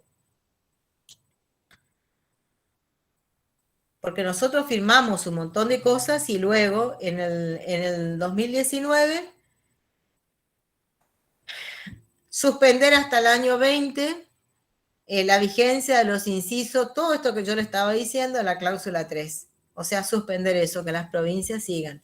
O sea, en el 2018 ya se suspendió, en el 2019 también se avanzó para suspender todo eso que se había firmado. Lo que sí asumieron ahí el tema de que los procesos judiciales conformaron una comisión de evaluación del impacto de cómo iba a afectar, digamos, los fallos y las decisiones que se tomen en función de la devolución de los fondos. La del 2020, en el 2018 se suspendió y en el 2020 que se firmó otro. O sea, yo le comenté el consenso, en qué básicamente consistió. Ahí se puso de tratar la ley de coparticipación, pero también se pusieron de acuerdo en afectar estos impuestos distorsivos como es ingresos brutos y una progresión de disminución de alícuotas, en el otro caso aumento, como fue en la tasa general, por ejemplo, lo que es del comercio, hasta la exención de determinadas alícuotas por considerar que este es un impuesto malo. Lo cual después, en el 18 y en el 19, se fueron prorrogando nuevamente, o sea, se suspendieron ese pacto que se firmó. En el 2020, porque ustedes lo van a ver del consenso fiscal, pasándose también en este anterior, ¿qué es lo que se resolvió? En materia de administración tributaria, acá se afirma esto que se había puesto, hay una continuidad, digamos, de lo que se firmó también en ese consenso, de que las provincias ratifican y se ponen de acuerdo a conformar esa base única o tener una uniformidad respecto de la evaluación de los inmuebles, eso que se había puesto. Y lo mismo con el tema de patentes, que se agrega acá, se vuelve a prorrogar hasta el 31 de diciembre del 21 la suspensión de lo que se había acordado la cláusula 3 de lo que estábamos diciendo, el impuesto a los ingresos brutos y todo lo demás. Y acá lo que se establece en el caso de los impuestos automotores es también en trabajar sobre la base imponible, cómo iban a determinar la base imponible de este impuesto. Como mínimo tenía que ser el 95% de las valuaciones de los vehículos automotores que establezca la Dirección Nacional de Registro Nacional de la Propiedad Automotor, y una alícuota que no podía ser inferior al 2%. Vieron que nosotros acá en Resistencia, digo porque a veces se habla y se comenta, yo también a veces, uno dice, es mucho, digamos, lo que uno paga por este tributo, pero vieron, antes se tenía en cuenta el peso del vehículo para pagar este tributo, pero después las provincias acordaron que ya esto venía del pacto del consenso, de los consensos anteriores, y acá vuelven a determinar y coinciden en que la base imponible para aplicar el impuesto automotor va a surgir, como mínimo tiene que ser del 95% del valor que establezca la Dirección Nacional de los Registros Nacional para la Propiedad Automotor. Y con eso se unifica. Pero además que dice que como alícuota mínima tiene que ser del 2%. Lo digo porque el municipio de acá está aplicando, es carísimo, pero esto está en el consenso que se firmó en el 2020, pero que viene del 2016, el de unificar las bases imponibles. Le comenté entonces, chicos, el tema de los fallos. ¿Por qué le dije que los acuerdos básicamente apuntaban los pactos fiscales con posterioridad a esto y los consensos, a tener en cuenta esas tres cuestiones que nosotros decíamos: eliminar los efectos distorsivos de los tributos, apuntar a la productividad, al desarrollo, y al tema del gasto, digamos, de las provincias y al endeudamiento. A eso básicamente apuntaban. Lo que pasa es que generalmente lo que se termina haciendo, lo mismo que se hizo con el Pacto Fiscal 1, el Pacto Fiscal 2, o se prorrogaban o se suspendían, aparte que no se podían cumplir. Generalmente todo lo que significaba un poco de ajuste o vinculado con impuestos provinciales se terminaban suspendiendo. Esa es la verdad frente a las distintas crisis económicas. Lo que le voy a mostrar es el... A ver.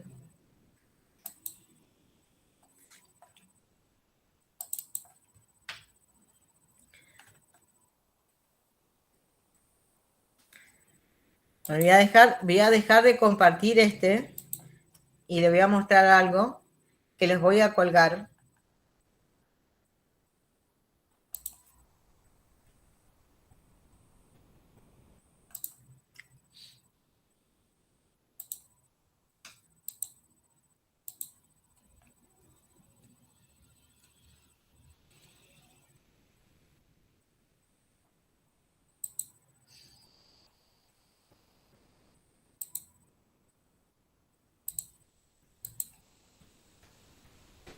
¿Lo pueden ver?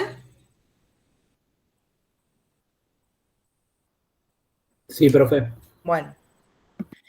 Chicos, esto tiene como la Comisión Federal, de ahí lo saqué, no es para que ustedes sufran, sino simplemente es mostrarles cómo juegan, esto que yo les estoy diciendo, los recursos con afectación específica. La FIP, acá que les estoy mostrando, es la que me recauda, me centraliza la recaudación en materia impositiva, aduana y seguridad social. ¿Está? Fíjense acá, de todos los tributos, estos que están negros, no sé si yo con el cursor le voy haciendo, IVA, servicios, todos los tributos que están acá, la parte que se le sacaba, digamos, para el tema de la FIP, que está ahí la parte. Bueno.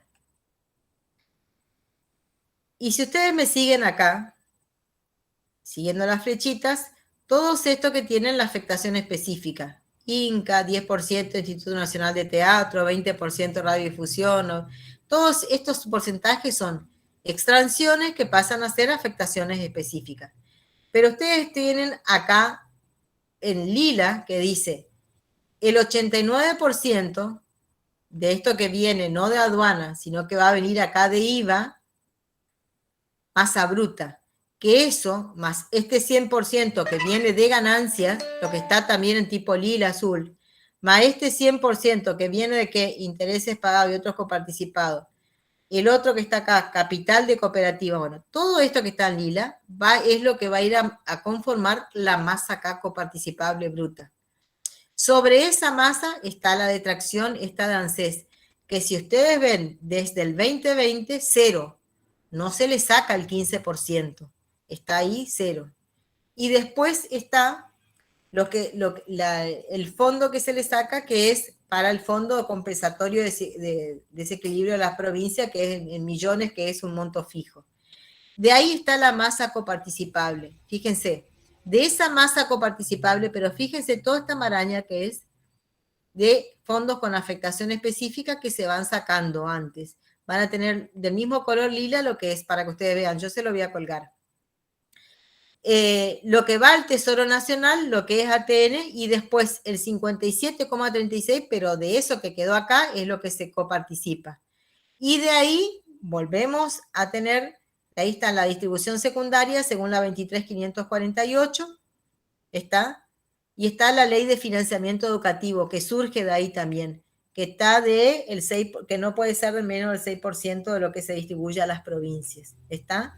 Eso es para que ustedes, esto que yo le digo, de que cuando hay un tributo con una afectación específica, eso implica una detracción que no se saque, y por eso es que la ley de coparticipación me dice en el artículo 7 que eso que se termine distribuyendo acá, que acá está 57,36, no puede ser menor al 34% del total. ¿Por qué?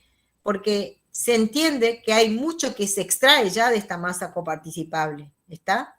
Este le voy a pasar porque eso es actual. Lo saco ahora porque le quiero mostrar otra cosa.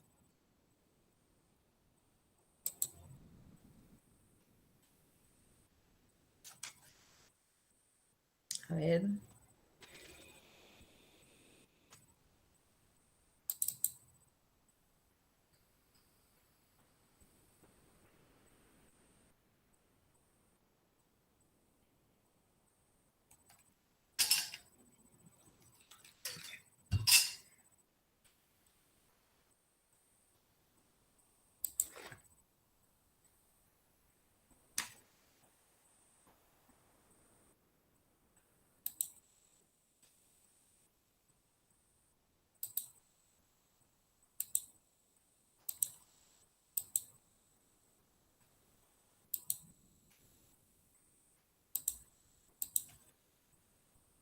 Esto yo le voy a subir para que ustedes tengan ahí nomás actualizado y quieran mirar. Esto es a noviembre los dos. La distribución teniendo en cuenta la de coparticipación y los fondos específicos. Y ustedes van a ir viendo, en caso de transferencia de servicio no hubo, lo que se transfirió por fondos, por desequilibrios fiscales a la provincia, por el financiamiento educativo a cada uno. Le voy a pasar el acumulado a este año y le voy a pasar el diario, digamos que sería esto. Si yo hago con el cursor acá, para que ustedes vean, está todo. Lo que se coparticipa por ganancia, por bienes personales, está el fondo educativo, cuándo es que se le manda a cada una de las provincias, por seguridad social, las que reciben, y lo que tiene que ser por monotributo, a la fecha.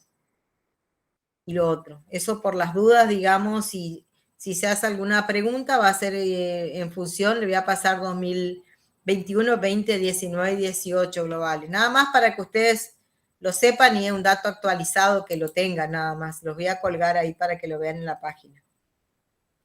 Bueno.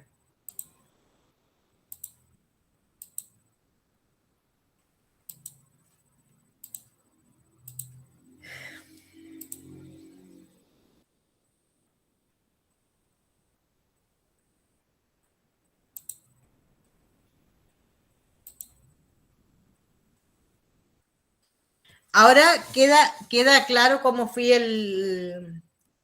fuimos hablando del tema de la coparticipación entonces. Primero, en función de la evolución, no me detuve a hablar de las anteriores, pero hubo leyes que trataron de ir unificándose. Me detuve sintéticamente en la 20221, que es la ley que se dictó en el 1973, que es la que me aplicó criterios objetivos de reparto. Siguiendo a eso, hay un periodo donde se aplicaron algunas leyes, pero no de coparticipación, pero la que surge y está vigente es la 23.548. Nos referimos a esa ley, nos referimos al consenso fiscal, a fallos que me terminaron afectando para que ustedes vean que es una ley específica que me determina determinadas cuestiones bien concretas respecto de nuestro actual sistema de coparticipación y por eso nos estuvimos refiriendo a eso. Pero ahora me voy a referir a lo que dice la Constitución Nacional de la Ley de Coparticipación. ¿Está? Grábense porque esto es distinto. Lo que me dice la Constitución Nacional, la 1994, no me está hablando de la 23.548, que es la ley que está vigente. Nosotros estamos aplicando esa ley porque no estamos cumpliendo con la Constitución del 94.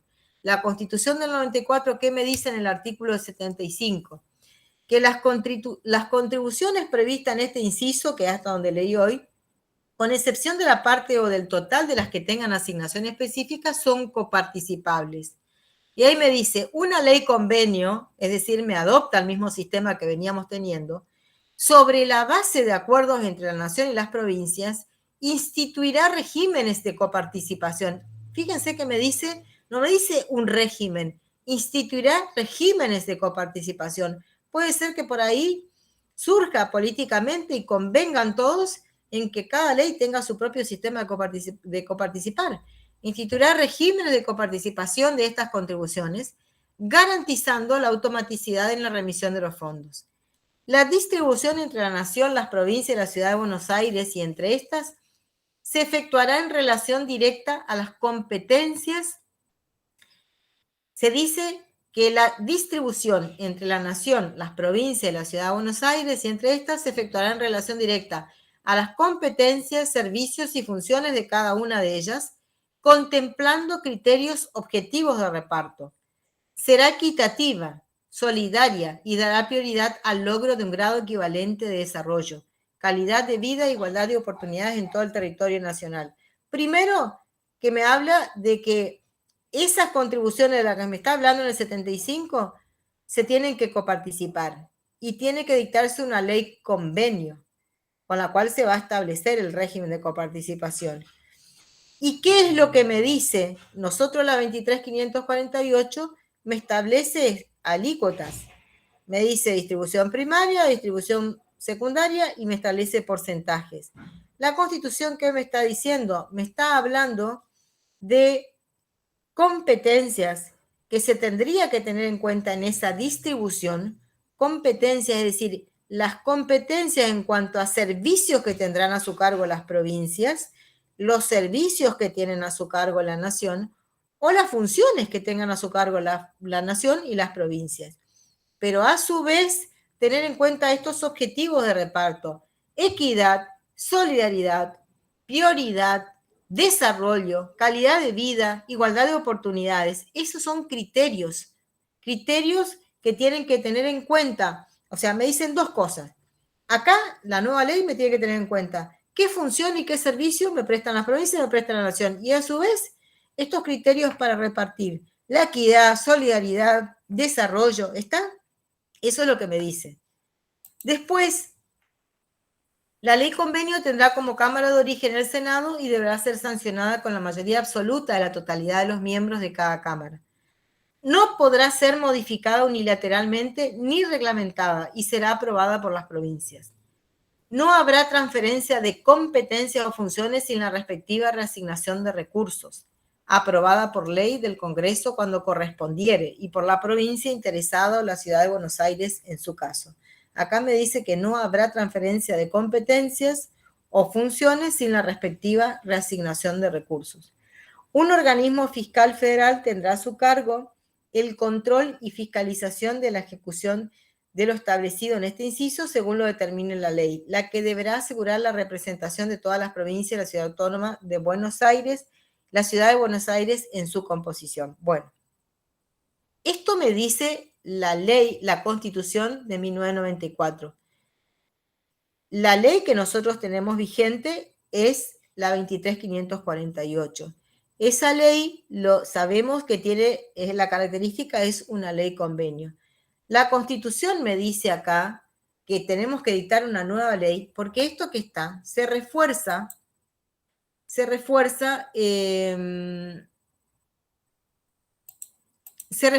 con lo que está en la cláusula sexta, no lo puse acá, de la Constitución Nacional, sí está. La cláusula sexta de la Constitución lo que me dice que antes del 31 de diciembre de 1996 la nación tuvo que haber dictado la nueva ley de coparticipación. Entonces, ¿qué es lo que quiero que le quede claro a ustedes? Tenemos una ley de coparticipación que nosotros estamos aplicando ahora, la 23.548. En defecto, no está derogada porque no se elaboró, no se hizo ninguna ley de coparticipación conforme lo que dice la ley, la Constitución 1994. De acuerdo a la Constitución 1994, está pendiente dictarse una nueva ley de coparticipación que tenga en cuenta criterios objetivos de reparto y las competencias y funciones de cada nivel jurisdiccional de gobierno. Eso está pendiente, eso es materia pendiente. La Constitución lo que me dice es acá, no es que acá, una vez que se transfiera, si se transfiere alguna función o competencia a la provincia, tendrá que preverse los recursos. Pero esta nueva ley no se dictó. Acá que tenemos que tener en cuenta, un alumno me dijo lo que pasó con la cava. Ustedes saben que estamos organizando, que va a salir, yo estoy en ese tema, en el Congreso Tributario acá del NEA, y uno de los temas de la exposición, seguramente lo van a ver, me gustaría que estén, porque va a estar el director de la carrera donde estoy, que es en tributación, el doctor Damarco, y él se va a referir al tema de la coparticipación, y específicamente el tema que va a tratar tiene que ver con la constitucionalidad de lo que sucedió con una mirada, ¿no es cierto?, del doctor Damarco respecto de la decisión del fondo que se le transfería a la Ciudad Autónoma de Buenos Aires. Recuerden ustedes que el monto el porcentaje de 1,40 que se le transfería a la provincia a la Ciudad Autónoma de Buenos Aires surgió por un decreto del 2003 y por otro decreto en el 2016 se le aumentó, se duplicó prácticamente, se llegó al 3,47. Luego, con el gobierno se retrotrajo ese porcentaje, se le quitó un porcentaje reduciéndolo nuevamente, creo en un punto, a la Ciudad Autónoma. También se lo hizo por decreto. Si bien la Ciudad Autónoma de la Nación le transfiere la policía a la Ciudad Autónoma, ellos se basan en este tema, que la Constitución dice primero que unilateralmente no lo puede. La verdad que actualmente como está, es una mirada, ¿no es cierto? Esto es para debatir y que los constitucionalistas. En el caso de la ley 23.548, que es la que está vigente en el artículo 8, ahí dice claramente de dónde tiene que surgir el porcentaje que se detraiga para reconocerle la coparticipación tanto a la Ciudad Autónoma de Buenos Aires como en ese momento al territorio de Tierra del Fuego, que no era provincia. Y ello surge de la parte que le corresponde a Nación. De hecho, lo establecieron por un decreto. No es que lo establecieron después se modificó, no, se estableció por un decreto en el 2003 lo que se le pasó a la ciudad autónoma. En el 2016, por un decreto, se aumentó, más que se duplicó lo que se le pasaba a la ciudad autónoma de Buenos Aires, se llevó al 347, recién lo vimos. Y el gobierno, la actual gestión, cuando asumió, retrotrajo no en 1,40, sino creo una disminución del porcentaje de lo que le pasa a la ciudad autónoma de Buenos Aires, pero también lo hizo por decreto. Por decreto se estableció, por decreto se aumentó y ahora por decreto se bajó. Lo que está acá en la Constitución es que sí dice que si se traspasan funciones y se dan, tiene que pasarse con los recursos que corresponden. Eso está en la Constitución del 94. ¿Está? Así que eso es algo que quiero que le quede entonces, quiero que le quede claro a ustedes esas tres diferencias. Una cosa es la evolución, otra cosa es la que dice la 2221, la única con criterio objetivo de parto, otra cosa la 23.548, que es de 1998, es la que está vigente, pero no es la que obedece a las pautas constitucionales. Lo que me dice la Constitución de 1994 es materia pendiente, porque ahí sí me establece que tiene que basarse en criterios objetivos de reparto y me dice qué criterios. Y me dice también que en base a las competencias y las funciones. Y eso es tarea pendiente todavía. Más allá que estemos aplicando, porque no hay una ley, no hay algo que lo derogó, la ley 23.548, y que igual tenemos en cuenta lo que dice el artículo 4 y el artículo 75, porque de hecho la ley 23.548 hace referencia a qué no entra en la ley, en esa masa coparticipable. ¿Recuerdan cuando vimos el artículo 2? Decía, ¿qué es lo que no entra? Entran todos los tributos que recauda Nación, excepto de derechos de importación e importación, lo que tengan afectación específica, tributos con afectación específica, o a gastos específicos, o tributos que tengan afectación o estén afectados a cuestiones vinculadas con inversión. ¿Está? Me expliqué lo que les quise decir y dónde es el que se produce el error, cuando hablan como que la ley actual se aplica en base a criterios objetivos. No, fue la 2221 que no está vigente, la que está vigente no es la que debería ser, lo que debe ser en base es lo que es materia pendiente. Y después tenemos lo que le comenté, fallos que me terminan afectando, cosas que están algo en el libro, y que tiene que ver con el formato específico que tiene que esta ley, que es una ley convenio, de manera que el Poder Ejecutivo nunca la puede modificar de manera unilateral.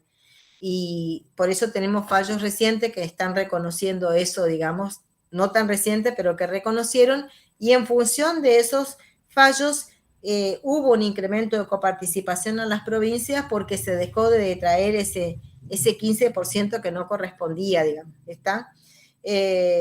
Sintetizando, digamos. Respecto de la participación municipal, solo voy a mencionar el tema del Chaco para concluir. Y ahí lo tienen el de Corrientes, pero bueno, la misma ley de coparticipación exige, ¿no es cierto?, la 23.548 vigente, que las provincias, al adherirse, se obligan a no aplicar tributos análogos y asimismo obligan a sus municipalidades, a las municipalidades que la integran. Con las excepciones previstas que se refiere a ingresos brutos, impuestos de sello y eso que está previsto ahí, en el artículo 9. De manera tal que también dice que las provincias deben participar a sus municipios, ¿está? Entonces, la ley, en el caso de la provincia del Chaco, lo que hay que tener en cuenta es que, hablando en porcentajes, que es como distribuye la 23.548, lo que le corresponde a la provincia del Chaco es el 5,18%. Ese 5,18% que entra de coparticipación nacional a la provincia del Chaco, la ley 3.188 me dice cómo se debe distribuir internamente entre la provincia y entre su conjunto de municipios. Entonces, ¿qué me dice? De ese 5,18%, el 84,50% va para la provincia, le corresponde a la provincia. Sí, esa es la distribución que se hace a nivel provincial. Y se va a coparticipar con los municipios solamente el 15,50%, es decir, de eso que ingresa se detrae el 84,50% y se toma el 15,50%. ¿Y acá qué se tienen en cuenta?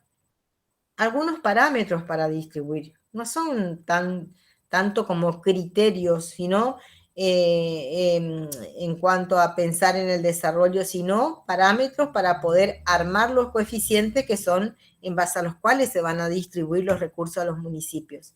Entonces, ¿qué me dice? Un 15% de eso lo distribuyo en partes iguales, es decir, divido entre todos los municipios. Acá hay que tener en cuenta que en el Chaco se han incrementado, se han incorporado 2 municipios más, con los cuales hay que incorporar a ellos. Se los incorporó. 15% se distribuye dividiéndolos en igualdad, digamos, teniendo en cuenta la cantidad de municipios. El 25% se distribuye teniendo en cuenta rentas generales, es decir, cuánto recauda cada municipio. Podemos decir que podemos tomar esto como si fuera un criterio de eficiencia, es decir, 25% va a ser en función a cuánto recauda ese municipio, los municipios. Y el 60% teniendo en cuenta la cantidad de empleados que tiene el municipio, que eso también hay que tener en cuenta la cantidad de empleados, tiene que ver el territorio, la población, la densidad, es decir, intenta ser también un criterio que me incida, que tenga en cuenta la densidad de población y todo lo demás.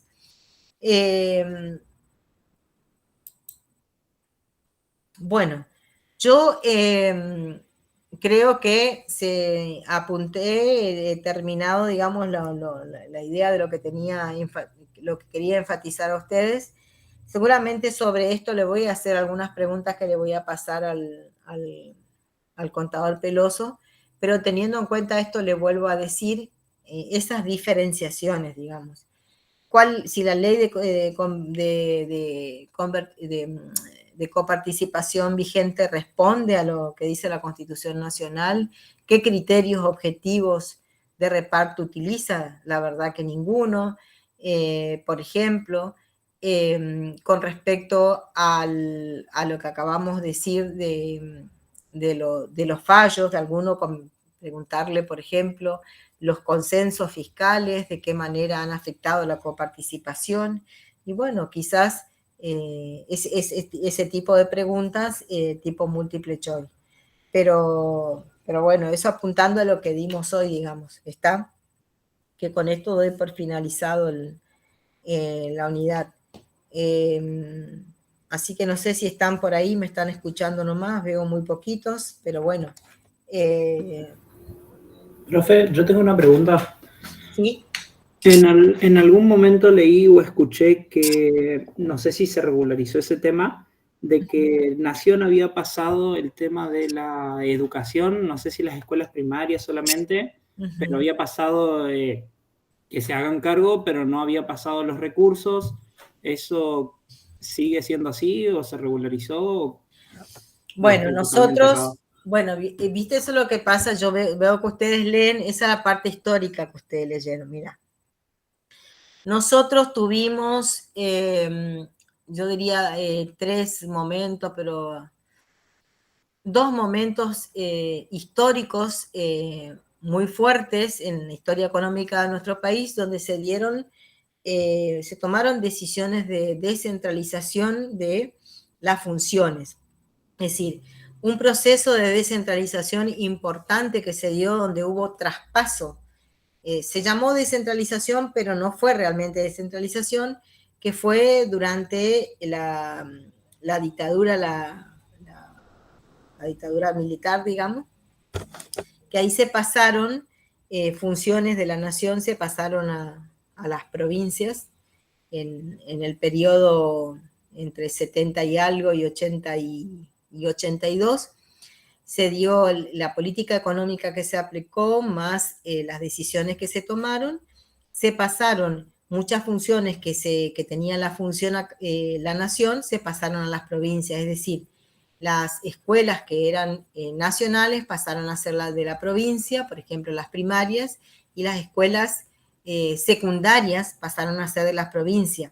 Vieron que ustedes acá, por ejemplo, vos sos de acá de Resistencia, del Chaco, ¿dónde sos?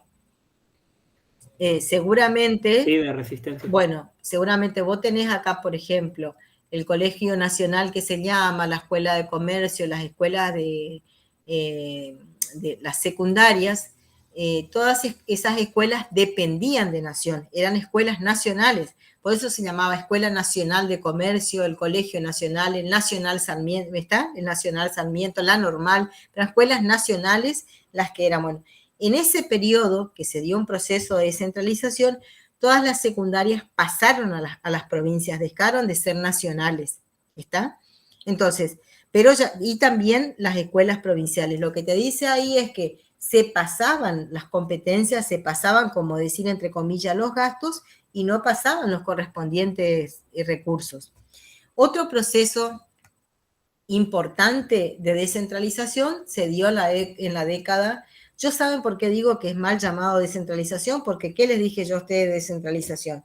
La descentralización implica la toma de decisión y ustedes para tomar decisión tienen que tener todos los recursos para tomar la decisión. Si ustedes solamente le pasan los gastos y no los recursos, no están decidiendo, le pasaron el gasto, que lo realicen. Entonces no le transfirieron los recursos. Eso es histórico, no es reciente. En la década del 90 se terminaron de transferir también en el periodo militar, pasó eso con educación y con salud. Y en la década del 90 se terminó traspasando los hospitales, que eran nacionales también, se pasaban a las provincias y también se terminaron pasando las escuelas técnicas, otras escuelas secundarias que quedaban, los institutos terciarios, de hecho, son de las provincias. Se terminaron pasando la parte de salud y educación que no había pasado, se terminaron pasando nuevamente a las provincias. Y en ese momento también se pasaron sin las correspondientes partidas, digamos, de recursos. En la actualidad, ustedes tienen que saber, y eso lo habrán visto en una unidad, y tendrían que haber hablado cuando hablan de las facultades explícitas e implícitas que están en la Constitución, de ahí surge en materia de gastos cuáles son las funciones. Por ejemplo, a nivel, en términos de, si nosotros hablamos de educación o hablamos de seguridad o lo que sea, yo les dije que la mayoría de las funciones de los servicios están a cargo de las provincias. Por eso nosotros en materia fiscal tenemos lo que se llama una pirámide invertida. Es decir, tenemos la mayoría de los gastos de las funciones, educación, salud, seguridad, a cargo de las provincias. Y los recursos, esencialmente los que recaudan las provincias, en promedio, cuando somos exitosos, cerca de un 20% se cubre el presupuesto. El resto se depende de los recursos que vienen de la coparticipación. Entonces, en coparticipación, si bien tenemos las facultades, adherimos a este sistema y dependemos de las transferencias de coparticipación. ¿Está? Es decir, hay una concentración de eso en Nación, pero Nación se ha desprendido de todos esos servicios, pero no es con este gobierno ni con el anterior. Eso viene de un proceso de 2 periodos grandes de descentralización que hubo en los 70, y los primeros años 80, 70, y después en los 90. Ya en estos últimos gobiernos, en esto no se pasó nada de nación a provincia. El único cambio significativo, esto que fue, que justo, no sé si fue vos el que me preguntaste, tiene que ver con Cava, que fue el argumento que se utilizó después cuando se dijo, bueno, se incrementó la coparticipación y después se traspasó la policía federal a la ciudad autónoma de Buenos Aires. Pero la educación primaria le corresponde función de las provincias, está en la Constitución de las provincias. Incluso la Constitución Nacional te dice que las provincias tienen que asegurar la educación primaria. Entonces, y si vos lees la Constitución de cada provincia, es competencia, nuestra Constitución del Chaco, como de otras provincias, aclara específicamente que es competencia, es el que coordina y el que dirige todo lo que es educación, la provincia. Lo mismo en tema de salud y lo mismo en tema de seguridad provincial. Son competencias provinciales. En el caso de Buenos Aires y de otras provincias, lo que ha avanzado, la descentralización que no pasó acá y que sí avanzó en los 90 y con posterioridad también, tiene que ver con la descentralización de las provincias a los municipios. Es decir, por eso ustedes van a escuchar que en Buenos Aires hay hospitales municipales, o hay escuelas municipales. Nosotros no tenemos eso. Por constitución, la competencia en materia de educación y de salud es de la provincia. No sé si fui clara. ¿Me expliqué? Sí, sí, lo que no entendí es los recursos de las escuelas y salud, ¿los tenemos? ¿Los terminaron pasando? No. Eso tiene que ver por coparticipación, como se hace cargo. Ajá. En su momento, eso que vos leíste es histórico y tiene que ver con esos Ajá. dos periodos. El periodo de la dictadura y después en los 90, donde se dieron esos dos procesos de descentralización que tuvo que ver con el paso de las funciones vinculadas con educación a las provincias y también con salud. El hospital de acá, el Hospital Perrando, era un hospital nacional. Fue uno de los motivos por los cuales el hospital convive una estructura vieja, por ejemplo, para darte un ejemplo, y a los que están escuchando, una estructura vieja y una estructura nueva. La estructura vieja, que todavía se utiliza, y la nueva, el nuevo hospital que se hizo. Ese hospital se hizo en ese intermedio, digamos, de que era como que empezó Nación, después se traspasó y nadie lo habilitaba. Una cosa así pasó con el hospital acá al Perrando. Entonces, lo que terminaron traspasando a las provincias fueron la parte de salud, en este caso los hospitales. Lo que pasa es que en ese periodo hubo la transferencia de coparticipación según la normativa vigente, los acuerdos y los pactos. Estos pactos que iban firmando donde se establecía un techo, montos fijos, teníamos el problema de la convertibilidad, el endeudamiento, un montón de cosas que sucedió en ese periodo y lo que se fijaban techos que no se cumplían, digamos, montos fijos. Pero eso ya pasó hace rato. Lo que ahora está y que se pasa, que es lo que le mostré, es lo que se pasa para el fondo educativo, que eso fue aprobada por ley. O sea, por la Ley de Educación Nacional se aprueba el porcentaje como mínimo que se tiene que pasar, que se tiene que destinar a educación. Entonces eso se pasa al fondo educativo a las provincias. Con eso se paga el incentivo docente y hay transferencia. Lo que viene de transferencia para las provincias, por ejemplo, en materia educativa, lo vinculado con la construcción, generalmente transfiere Nación, lo que tiene que ver con obra pública, digamos, con hacer escuela, con jardines, primaria, secundaria, lo que es infraestructura, esos fondos lo sigue en función de los planes y los programas de gobierno, lo transfiere Nación a las provincias, a todas las provincias. Okay, pero no hubo cambios después de eso, digamos, lo que está este fondo, que eso fue no el gobierno que estaba el anterior, sino el anterior, donde se dictó la Ley Nacional de Educación en el 2008, no me acuerdo si fue 2006, y ahí se estableció el porcentaje para destinar al fondo educativo. Y eso es algo que se pasa a las provincias y que ustedes lo van a tener en el cuadro cuánto se pasa a las provincias. ¿Está? Sí, muchas gracias. Bueno, chicos, muchísimas gracias. Espero que haya sido clara y que, bueno, tengan en cuenta lo que les dije, que son los errores más comunes y los más importantes, porque de hecho tienen que tener bien en claro qué es lo que está vigente y qué es lo que dice la Constitución, qué es materia pendiente y en qué se afectó, digamos, fundamentalmente con los últimos acuerdos. Muchísimas gracias, que tengan suerte en el parcial. Gracias, profe. Este año a todos, entonces. Gracias, chicos, un placer. Gracias, que tenga buen día. Gracias. Que tenga buen día. ¿Profe, va a subir la clase? Sí, ahora termino de grabar y subo las 2 y les voy a subir esto que le prometí.